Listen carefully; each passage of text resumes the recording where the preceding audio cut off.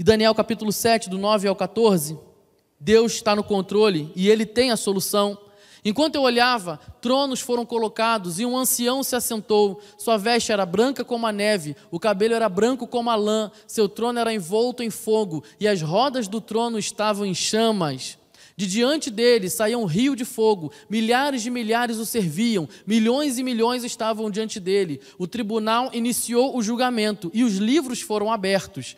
Continuei a observar por causa das palavras arrogantes que o chifre falava. Fiquei olhando até que o animal foi morto e o seu corpo foi destruído e atirado no fogo. Dos outros animais foi retirada a autoridade. Olha as marcas aí que eu acabei de falar. Mas eles tiveram permissão para viver por um período de tempo.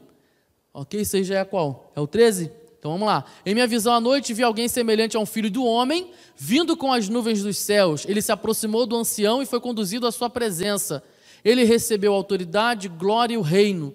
Todos os povos, nações e homens de todas as línguas o adoraram. Seu domínio é um domínio eterno que não acabará e seu reino jamais será destruído.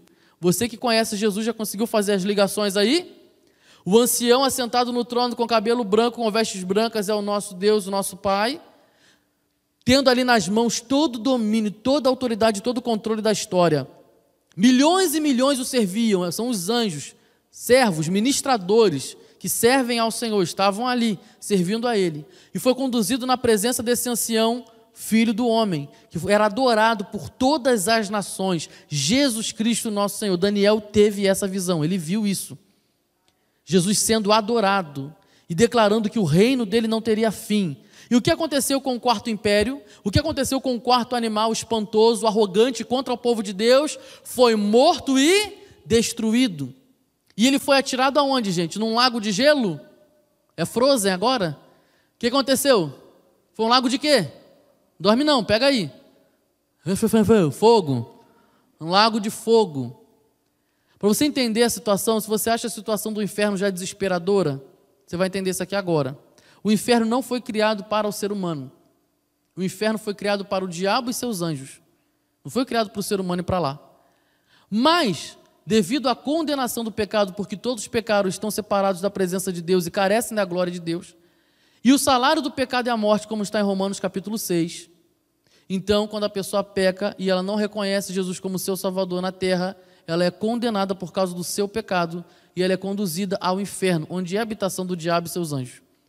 No inferno, a gente está falando aqui de sofrimento eterno. Quando Jesus, porque tem gente que não acredita no inferno, mas Jesus falou do inferno, tá? Jesus falou que o inferno é um lugar de ranger os dentes e de gemidos e de choro. Então lá é um lugar de sofrimento eterno. Só que vai ter um momento em que até o diabo vai ser destruído junto com os demônios. É como se você tem uma caixa menor e uma caixa maior. A caixa maior é o lago de fogo, a caixa menor é o inferno. Ou seja, todo esse pacote aqui vai ser jogado no lago de fogo. O inferno significa sofrimento eterno. O lago de fogo significa destruição eterna. A pessoa vai estar sendo destruída num looping infinito. Pensa. Ela já está sofrendo.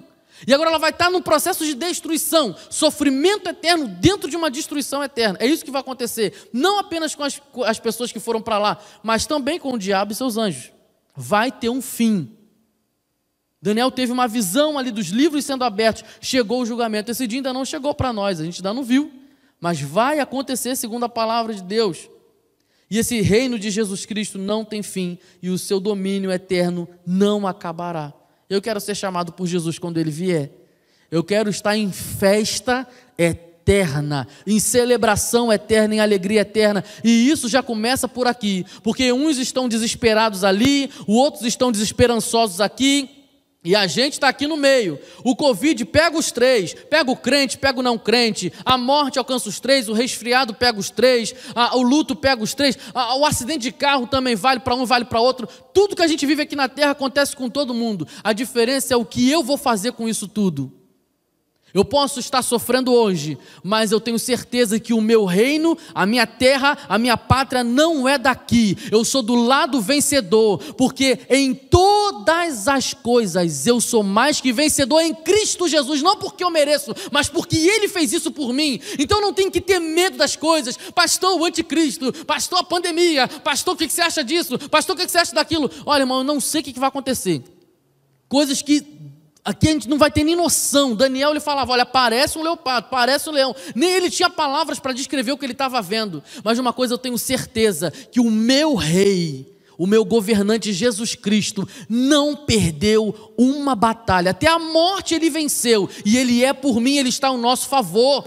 Então durante essa semana, talvez você fale assim, pastor, essa coisa que está falando é muito distante para mim, eu nem sei se eu vou viver esse momento, eu estou preocupado com a carne que eu não consigo comprar essa semana, eu estou preocupado com a conta que eu não estou conseguindo pagar, eu estou preocupado com o meu parente que está internado lá no hospital disso ou daquilo, eu também estou preocupado com um monte de coisa. Talvez o império da dor, da doença também está chegando e batendo na tua porta. Mas o que você vai fazer a partir daí? De que time você está? Eu estou do time que é do vencedor. Eu posso receber mais notícias essa semana, mas a minha esperança está no Senhor e ela não falha. Deus pode levar, como já levou, né? Eu e a Angélica, a gente estava grávido, feliz, vamos ser pais. Deus preferiu levar o nosso bebezinho, mas nós estamos de pé, porque a minha esperança está no Senhor e não naquilo que Ele pode me dar. Ele me faz vencedor, apesar das circunstâncias. Eu não tenho que ter medo das coisas, das más notícias. Eu posso sofrer. Pastor, você sofreu? Sim. Pastor, você chora? Choro. Pastor, você lembra? Lembro. Pastor, você ainda sofre hoje? Sofro. Pastor, você ainda fica pensando como que ficaria que ele nascesse? Sim. Toda criança que aparece, você lembra? Lembro. Mas eu estou de pé, porque o meu Deus me mantém de pé.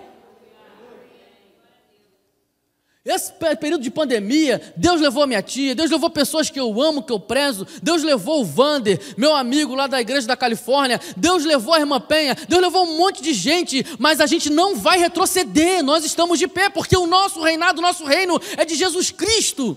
É aquela música que fala, né? Eu vou seguindo a Jesus Cristo, Jesus à frente. O que é o discípulo? O discípulo ele vai seguir o seu mestre na retaguarda, vai ficar atrás. Por que a Bíblia fala Jesus é o caminho? Ele é o caminho. Para onde Ele é, eu estou lá. Eu posso fechar meu olho e confiar, porque eu vou seguindo Jesus. Ele à frente, é uma marcha triunfal. Jesus está andando e o Espírito Santo aqui na lateral. Daniel, continua. Vitor, continua. Continua Lucas. Continua Juan. Continua, cara. Continua Andrés. Continua. Vai, não olha para o lado não. Fica em frente. Segue em frente numa marcha triunfal. A nossa vitória está nele. Então você vai entrar nessa semana com essa certeza. Essa história do que Daniel viu ali mostra o céu em movimento. O céu está em movimento. Deus está no controle, mesmo quando somos aterrorizados. Olha o que aconteceu com Daniel.